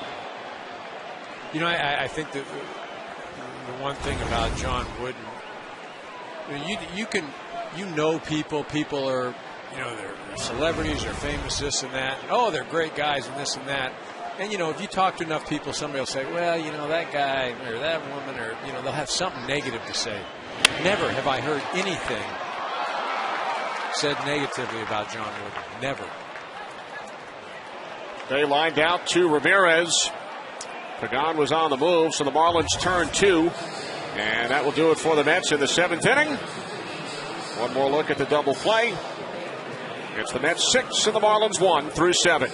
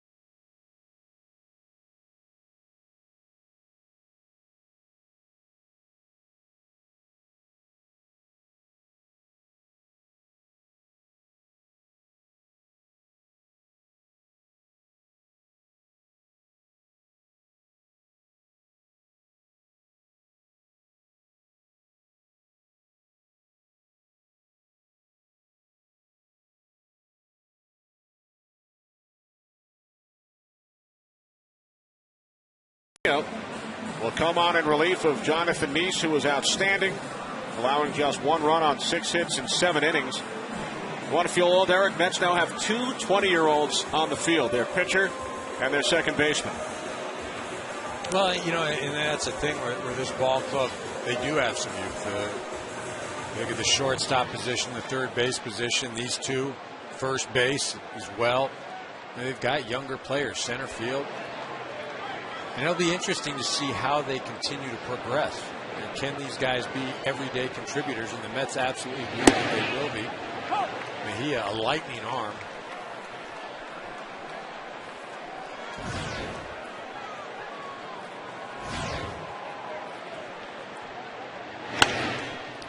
On the ground to the first baseman, Ike Davis. 1 away. So Coghlan grounds out. Time now for the Just for Men Keep Your Edge spotlight. And we take a look at the 2 double plays turned by the Mets. Right in the middle of both there. 20-year-old second baseman Tejada. Just as Ruben Tejada has helped give the Mets the edge today, you too can keep your edge with Just for Men mustache and beard. Well, Tejada's done a real nice job. The base hit, but we just showed the 2 double plays, and that's been impressive, working with these infielders. I mean, this kid played a lot of short in the minor leagues, just recently moved over to second base, has come in and fit comfortably with the other infielders. You know, and that's something that when you're playing in the middle, you got to get used to your double play partner. You got to get used to where the guys throw the ball when you're catching it and having to turn to, and he's made the transition seamless. But again, we're only 2 games into this, you know, and while it looks great right now, he's got a few more weeks to audition.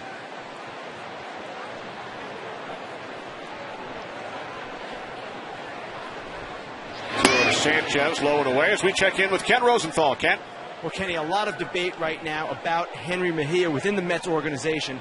General Manager Omar Minaya believes he can be a frontline starter.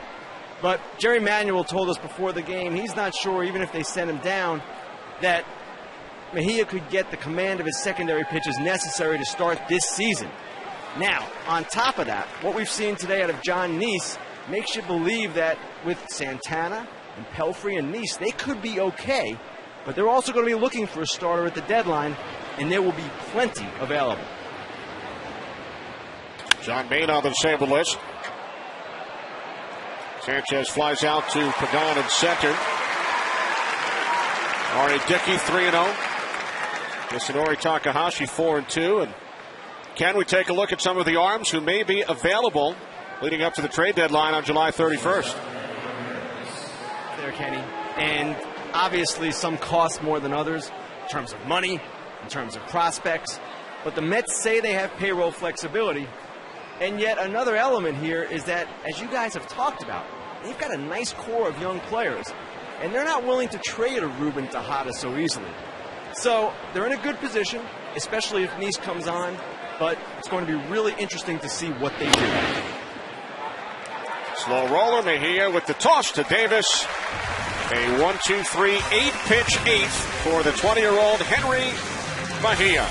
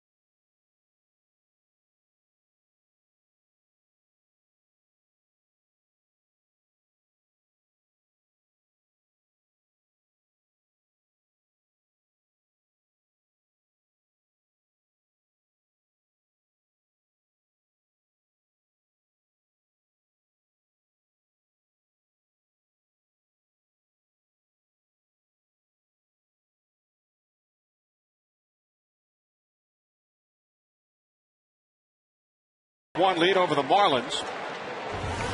Ike Davis to lead off against Wendell. Ike Davis and David Wright. The first two Mets who will come to the plate in this inning. Look what they've done today. Well, a lot of production from that middle of the lineup. And there is base hit number 4, a new career high for Ike Davis. He is now 4 for 4. We take you back to our bonus question. Who's that tweeter? Junior, congratulations on an outstanding career. Referring obviously to Ken Griffey Jr. We have a locker waiting for you in Cooperstown. Was it Ozzie, Sparky, Tommy, or Tony? And the answer is your longtime manager. Tommy is a tweeter. How about that? Or as you said, someone's doing it for him. Tommy's friend is a tweeter. Tommy will be in New York on Monday. He'll be with Ike Davis, in fact. Yes, he will. As well as Frank Robinson and Billy Williams. As Wright sends a drive into center field, and the catch is made by Maben for out number 1. Top of this order, Frank Robinson, Billy Williams, and Ike Davis will ring the NASDAQ opening bell. As Fernando Nieve is up in the Mets pen. And their appearances at the ceremonial event will mark the morning of the 2010 first-year player draft, which will occur later that evening over in New Jersey. Each of the clubs will be represented at the draft, and Tom Minnesota will represent the Los Angeles Dodgers. Some young man will be cashing in that evening. A lot of talk about Bryce Harper, a young catcher, being a potential first pick. 17 years of age. Perhaps the next Eric Karros or Mike Piazza will be selected in the later rounds. Yeah, oh yeah, okay. The good. much later rounds. Yeah, that's what I was going to say. Piazza, what, 57th round? I think I want to say he was 60 something. I was 6th and got a whopping $30,000, which at the time was good. There it is. There's Mike. Oh no, that's not Mike. Mets had the first overall pick 30 years ago and drafted a fellow by the name of Darryl Strawberry with the first pick back in 1980. Out of Crenshaw High School in Los Angeles.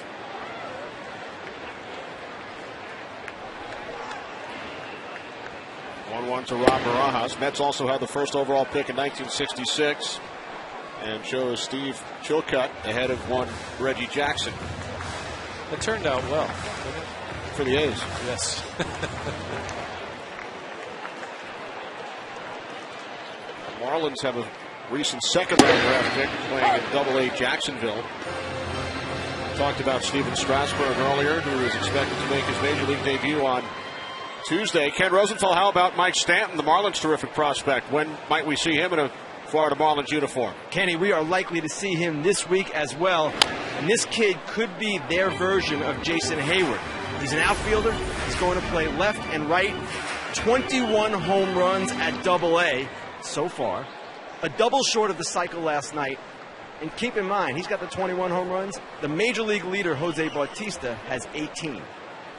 Stanton with 21 in only 51 games, which leads all of minor league baseball. Barajas, left field. Coughlin, 2 away. So, Ken, where would Stanton fit in the Marlins puzzle?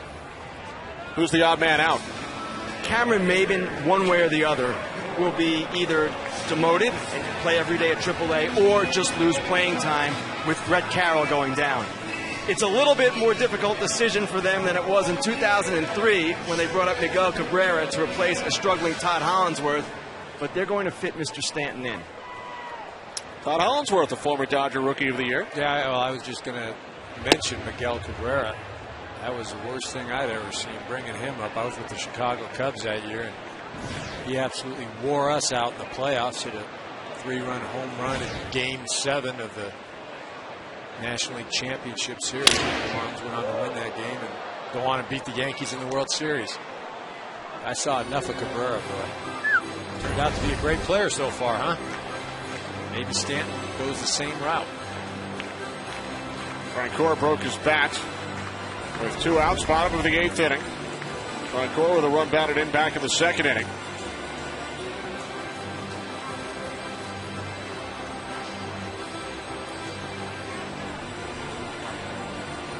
There's that beard Ken told us about. Authenticating the bat. Authenticating, you'll see that at your local gift shop. Did you purchase your ticket from Roy Halladay's Perfect Game after the fact? Well, you know, I haven't gone online to do that yet. Marlins, in case you missed it, have been selling tickets from the Halladay Perfect Game last Saturday to collectors. And those tickets sold online will actually count retroactively towards the actual attendance because the visiting team, the Phillies, get a cut. based on the number of tickets sold.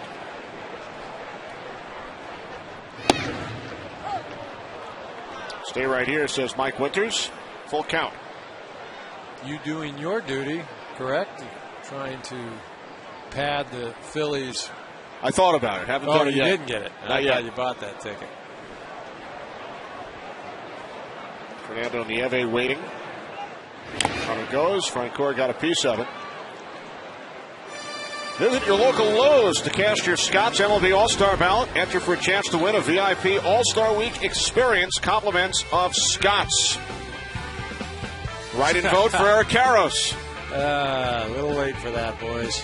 All-Star game in Anaheim, July 13th on Fox. Playoff pitch to Francoeur, another foul. I'm guessing my man Brian Biederman, brains behind that write-in vote right there. Also responsible for feeding us up here at the Shake Shack. Beautiful Ashley brought up a ton of stuff. I think we've set the record for shakes consumed by one group. We're at about 7, I think, collectively. Also set the record for shakes spilled on a scorecard. Off the bag, fair ball. Definitely not shaving tonight. That beard is fresh. Man, oh man, that beard is working. Well, so the bat goes down, it breaks, and then we roll one right on down the line, and boom. Go out looking for wallets tonight.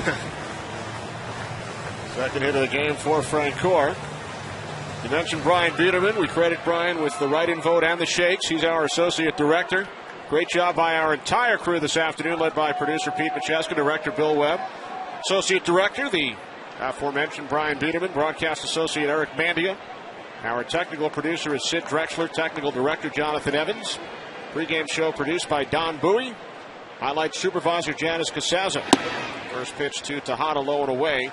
Ball 1. Technical supervisor Jack Simmons. Senior vice president of field operations is Jerry Steinberg. The senior producer of Fox Sports is Bill Brown, and the executive producers are Eric Shanks, Ed Gorin, and David Hill. 2 on, 2 out. Bottom of the 8th inning, the 1-0 to Tejada. In for a strike, 1-1. Tejada drove in his first major league run last night. There's Chris Carter waiting on deck. And Tejada with another run batted in the second inning today.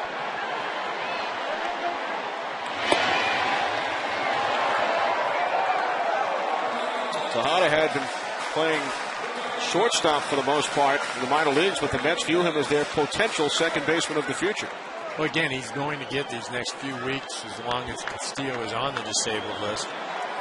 Going to show what he can do. On the ground to the shortstop, Ramirez gets the force at second. We head to the 9th with the Mets out on top by the score of 6-1.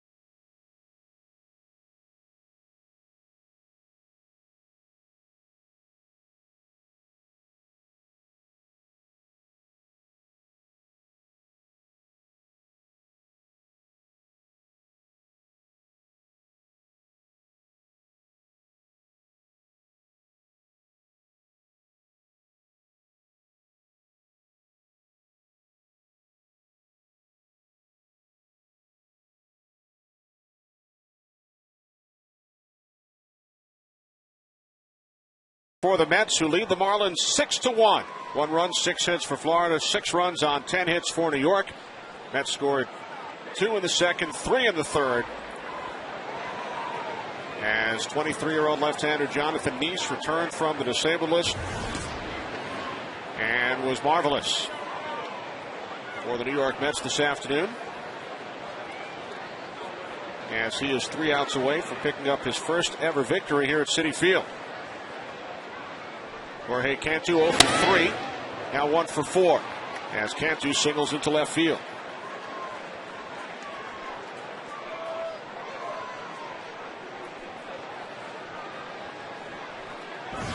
The Mets with 20 wins here at home, only 8 on the road.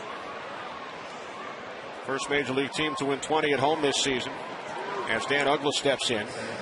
Only once in baseball history, Eric, has a team finished with the best home record in their league and the worst road record. Happened back in 1915, the Brooklyn Robins. I remember that. The Robins. Part of the Dodger family, nicknamed the Robins that year. In fact, one of their star outfielders, a fellow by the name of Casey Stengel. The 1915 Brooklyn Robins, 51 wins at home at Ebbets Field, first year of Ebbets Field. Only 29 wins on the road. Just think, you could have been a Robin. Well, I think, you know, we've talked about the offense, but the real difference has been the success of the pitchers on the road versus here at home. Well, the numbers aren't even close. Long run for Francoeur. He makes the catch, straddling the line. When you talk about those numbers, you see Jeff Francoeur heading over to the side, cognizant of the wall over there, and makes the catch. But you talk about the pitching discrepancy on the road. You know, an ERA collectively of over 5 coming into today, and home 2.8. That'll go down. You know, but for me, what really jumped out of it, the home runs. Allowed 13 at home, 36 on the road. Cody Ross pops it into shallow center. The guy is there, and the Mets are 1 out away.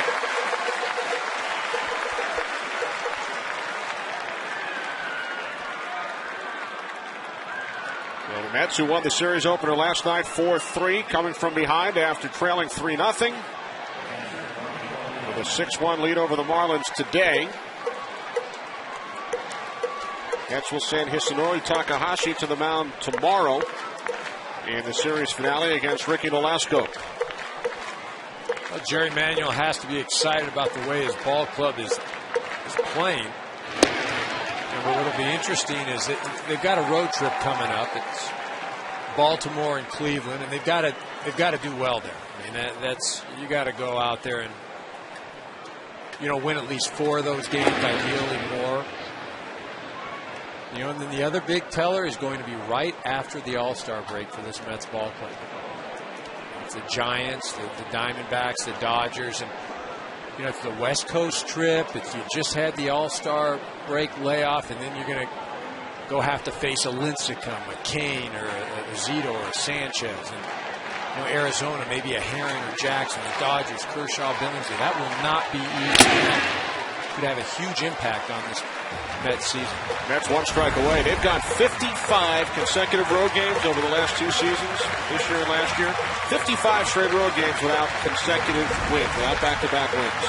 That is hard to do. I mean, that's hard to try to do that.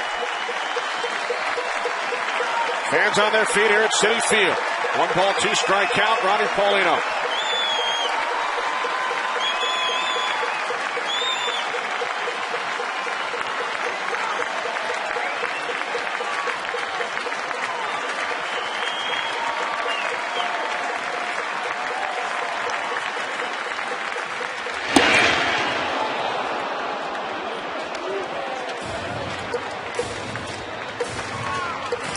Neese allowed 1 run in 7 innings. First start since May 16th. Just off the DL. They delivers, and Paulino pops it up. The third baseman right is under it, And he makes the catch. The Mets win their second straight in this series. They are now 21-9 at home this season. Ike Davis, career high 4 base hits. David Wright, his second home run of the season here at home, drove in 3 runs as the Mets score 5 early. They took a 5-0 lead after 3 and win the game in 2 hours 15 minutes by the score of 6-1. Nice with his first ever win here in this ballpark. He is now 2-2. And Robertson, who beat the Mets twice earlier this season, drops to a record of 4-5. Today's Copper Tone Sport Shining Play of the Day.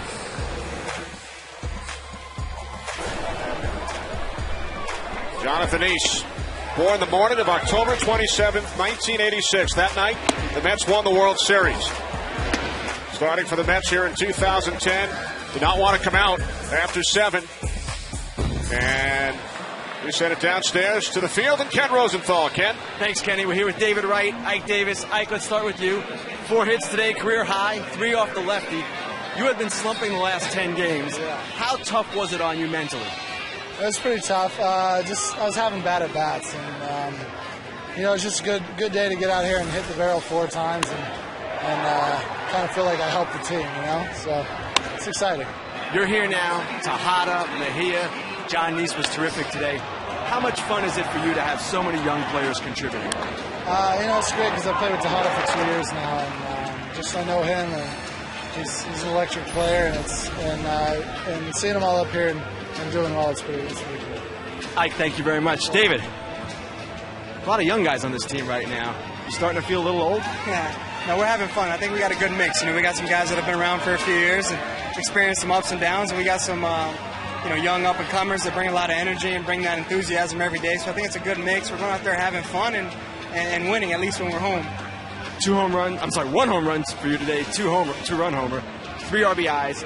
You guys are 21-9 at home now. Why are you so good at Citi Field?